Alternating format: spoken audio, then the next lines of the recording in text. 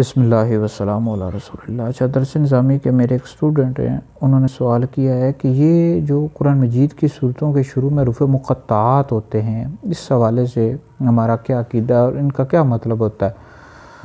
تو اس حوالے سے یاد رکھیں،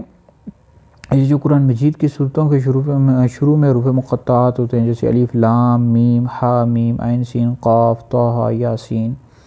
تو اس حوالے سے اہل سنت و جماعت کا یہ عقیدہ ہے کہ ان کا جو حقیقی یعنی ان کا جو مطلب ہے اللہ تعالیٰ جانتا ہے یا پھر اللہ کا رسول جانتا ہے۔ اللہ اور اللہ کا رسول ہی اس کا مطلب جانتے ہیں، یہ جو حروف مقطعات ہوتے ہیں۔ اور ایک یہ بھی ہے کہ تعویل کی جائے گی، یعنی کچھ نے تعویل بھی کی ہے، اور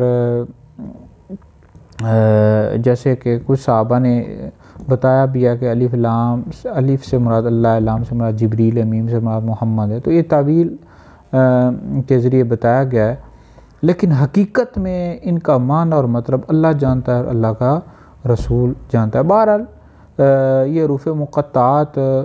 مشابہات میں سے ہیں، اور جو بھی ان کے معنی اور مطلب ہیں ہم اس پر ایمان لاتے ہیں، اور اس کا حقیقت میں معنی اللہ جانتا ہے اور اللہ کا رسول جانتا ہے۔